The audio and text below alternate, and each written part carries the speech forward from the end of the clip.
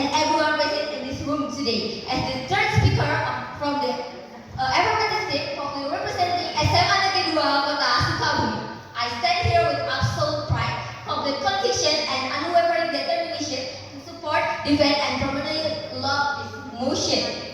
So our motion today is this house will ban school from using social media like TikTok or Instagram Reels as a mandatory platform from student assignment. Today, we are fighting for the survival, genuine human intelligence, original reasoning, cognitive independence, and logical resilience against a highly deceptive. But before that, today, as the third speaker, I will complete the arguments brought by our first and second speaker. So our first speaker has said something about their web.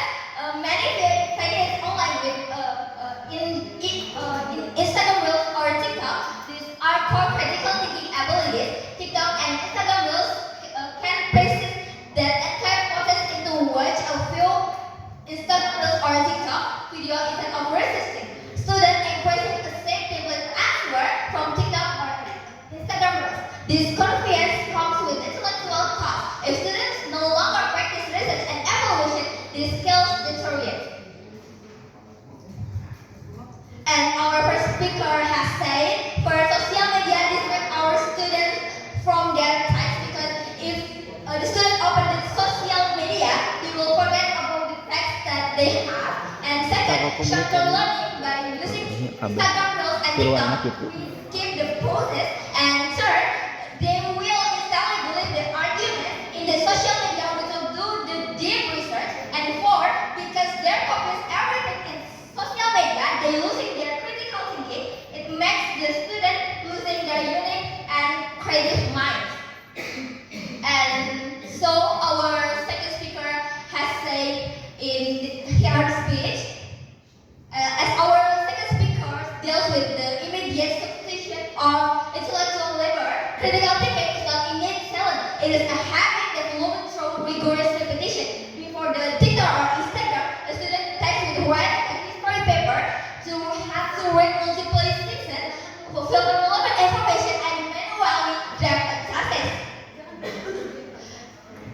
And our second speaker has said about destruction student focus. The argument of our second speaker analyzed if we use social media as a mandatory platform for students, it will distract the student focus.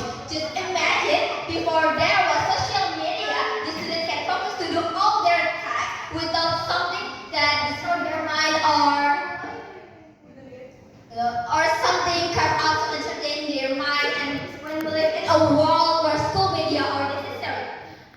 So, and the next argument delivered by our second speaker is not all students can access the pages online. Maybe you think all the human in this world can expect the explanation of knowledge just from some source, but students didn't have that. And the next argument is make students more lazier. It makes students more lazier because they do not do the deep research.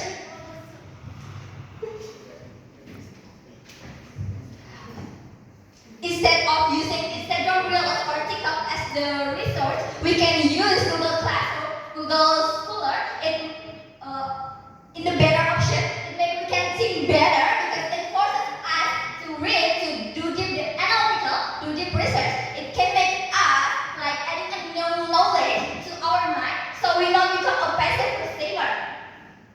And I would like to strengthen our second speaker arguments again. So her argument is the transition from passive to autonomous learning. Our first speaker has said that social media addresses the structural transition of students' learning model. Traditional academic content framework foster a passive learning model where students must ask for information when the teacher is presenting it. This model completely falls when the student enters higher education or entrepreneurship, where there are no syllabus guidelines or reading school bells. And algorithmic homogenization and the death of cognitive diversity.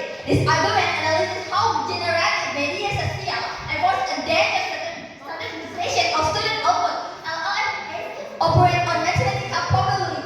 They generate text based on the most statistically common combination of words found on the internet.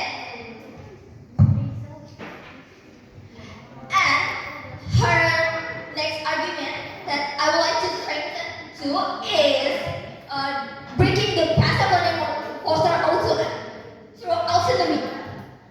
Our last argument based educational sociology and human dignity. The court called that having curriculum will school into a passive pedagogical model.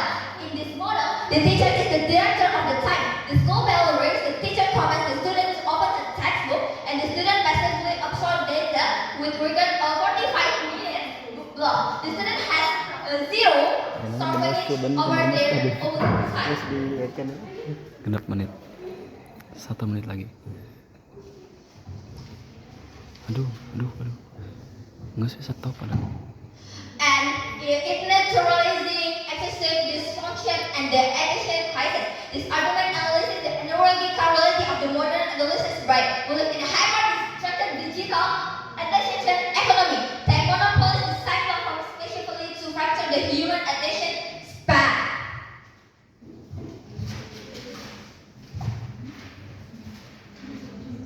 If students doing or pass their assignment from social media, they can receive backlash from people and can hurt the student feeling. And it can make the student losing their confidence and make the student not to brave enough to post something on their social media.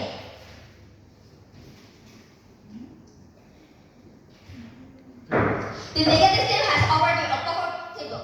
And we, from the environmental team coming from SMA Negeri 2 Makassar, we that we protect the absolute integrity of the human mind. We must choose the productive struggle of learning over the cheap convenience of automation. The logic of our speaker and our second speaker remain completely understood, and this motion must stand. Thank you.